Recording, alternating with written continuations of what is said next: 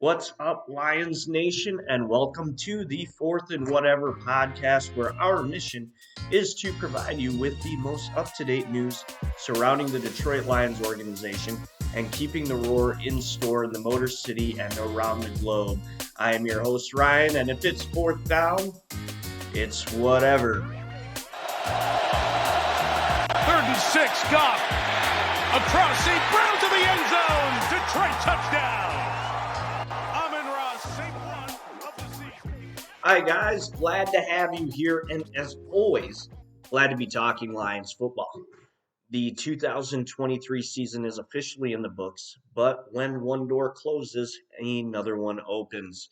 And though we have months before we see any players take the field for the first time, the 2024 season is about to kick off with the NFL draft rapidly approaching.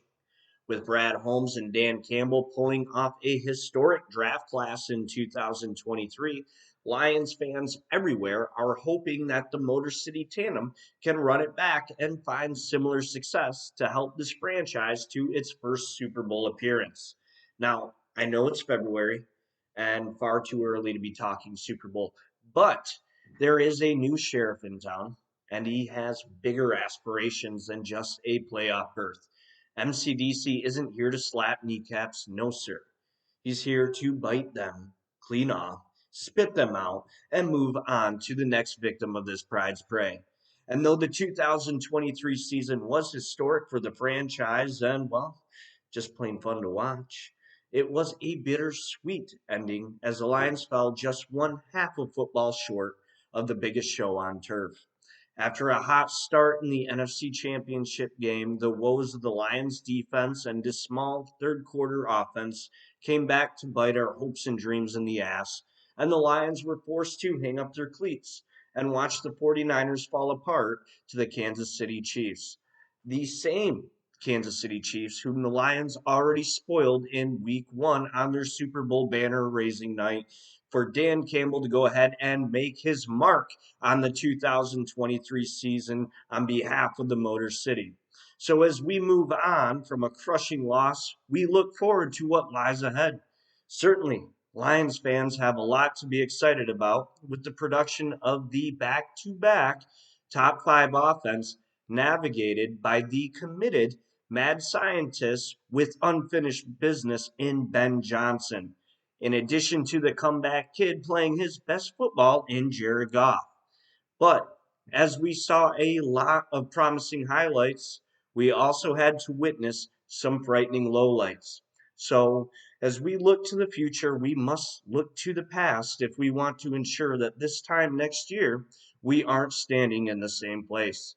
There are voids on this Lions roster that need to be filled, some more urgent than others, and you already know that cornerback and edge rusher are at the top of that list.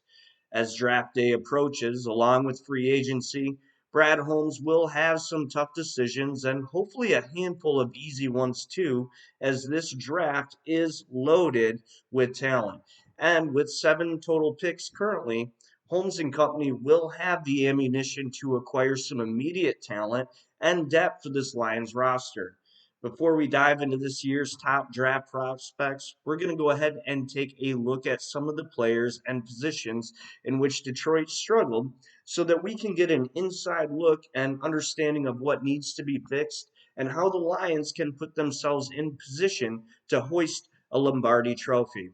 So it should be no surprise to all you Lions fans out there that first we're going to go ahead and take a look at our cornerback group and how they fared in the 2023 season. The Detroit Lions secondary fell well short of expectations in 2023 after a trio of free agent additions had the Lions defense roaring for what hoped to be the zest in Dan Campbell's kneecap suit. Bringing in safety C.J. Gardner-Johnson on a 1-year contract, Cam Sutton, who signed for 3 years, that left many Lions fans simply excited for 2026, and of course the most underwhelming addition being Emmanuel Moseley. Moseley signed for a 1-year, $6 million contract, and after rehabbing a torn ACL, Moseley left sunny San Francisco and joined Aaron Glenn's resurging defense that hope to pick up where it left off at the end of the 2022 season. Unfortunately for Mosley and everyone who enjoys the bittersweet taste of the Honolulu Blue Kool-Aid, Mosley returned Week 5 only to tear his other ACL in the first quarter against the Carolina Panthers and wouldn't step on the field again for the remainder of the season. Now, I commend Brad Holmes and Dan Campbell's ability to draft players and fill the Detroit Pride with the right guys, but we have to recognize that free agency regarding Detroit's secondary was simply a bust in 2023. Detroit allowed an average of 247 passing yards per game, ranking 27th, gave up 28 passing touchdowns on the season, also ranking 27th, and gave up an average of 23.8 points per game, finishing 25th in the league. Now, big plays were common on Detroit's offense, but they were just as common on Detroit's defense. Detroit's secondary allowed an alarming 94.7 passer rating on pass attempts over 21 yards, allowing a whopping 69 passes of 20-plus yards, ranking dead last in the NFL.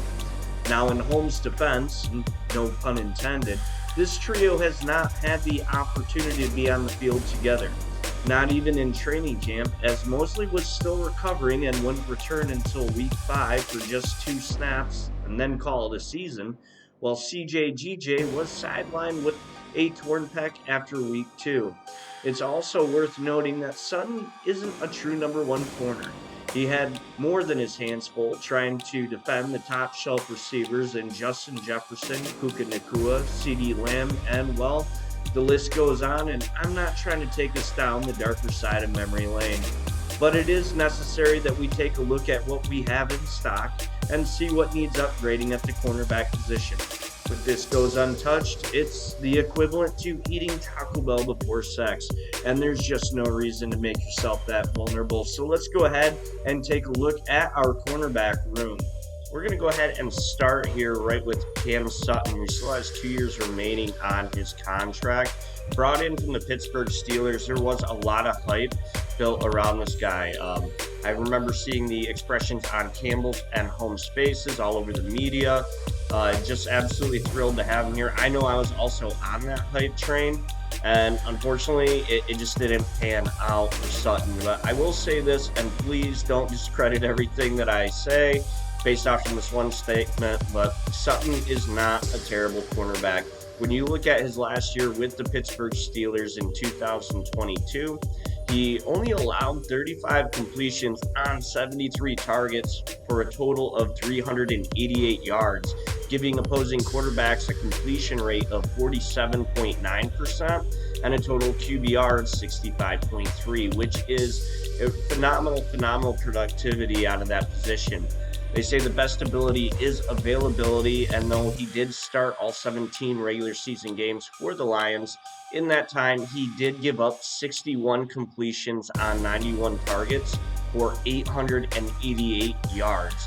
Also gave up 5 touchdowns, allowing a completion rate of 67% and a QBR of 112. So those are pretty scary numbers, especially when you compare to the 2022 season. But I truly believe that the Lions can bring in a true number 1 corner to help Sutton out on the other side, that he won't have to constantly face these big receivers like the CeeDee Lambs, Justin Jeffersons out there that are just going to tear him apart and leave that Lions defense just feeling like they have no answer for anything. And next, we have a really interesting player in Kindle Vildor, who the Lions brought in late in the season, essentially off the streets, was on Chicago's practice squad. He was a starter for the Bears at one point in time, but after being demoted to the practice squad, the Lions were able to go ahead and pick him up. He started 2 games for us, and in that time, he did acquire 10 tackles, 2 tackles for a loss with 1 quarterback hit and 2 passes defended, as well as 1 forced fumble. He did allow 10 receptions on 19 targets for 154 yards, giving up a completion rate of 52% and a scary quarterback rating of 114.8. I don't care what caliber player you are. It's a tall order to ask anyone to come in that late in the season and perform at the absolute highest level, especially when you look at the receivers that the Lions face towards the end of the year. I wouldn't be surprised if the Lions decided to keep him around, not as a starter, but as potential depth. Very interesting player. Again, not a true number one, just like Cam Sutton, but could be very helpful later in the season when we're really needing that depth to be able to give some guys some rest. And next, we have another interesting player in Khalil Dorsey. Dorsey didn't see much action at the cornerback position, much more of a special teams guy, but he is there for depth. He is entering the 2024 season as a restricted free agent. I wouldn't be surprised if the Lions decide to move on from him, but I also wouldn't be surprised if they decide to retain him again because of the special teams production they get out of him. He did start 2 games for the Lions, and in that time had little production, but some. He acquired 11 tackles in that time, so the effort was certainly there, even in the smaller window that he had for opportunity. He did allow 4 receptions on 8 targets for 66 yards, so pretty good-sized chunk plays that he was giving up, with the completion percentage to opposing quarterbacks at 50%, and a scary quarterback rating again at 117.7. Our other 2 corners that we have here on this list in Chase Lucas and Stephen Gilmore, we really don't have any statistics on them as they didn't really play in the 2023 season. We'll see what Holmes and company decides to do in free agency and the draft and how these guys fare in the offseason, and if we get to see any of them, maybe find more production going into 2024. It will be interesting to see how Brad Holmes approaches free agency with Stephon Gilmore being available. I think this is a very intriguing player, not just because of his experience and skill set, but also that bringing him in would give his younger brother Steven an opportunity to shadow his own brother and possibly transcend his game to a starting role with the Lions. Another player to watch is Emmanuel Moseley. Brad and Dan are both very high on this guy, and sometimes you just can't catch a break. But I wouldn't be surprised if Detroit signed him to 1 more year at a discounted cost, giving him the opportunity to show us Lions fans why he was brought here in the first place. On our next video, we're going to go ahead and dive into this year's top cornerback prospects. So please go to my page and check out the next video to see highlights and breakdowns of this year's top cornerback prospects. Thank you so much for watching. Please like and subscribe if you enjoyed this content. Also, please leave comments. I'm always excited to hear from fans, thoughts, and get some good feedback. Again, I'm your host, Ryan, reminding you that if it's 4th down, it's whatever.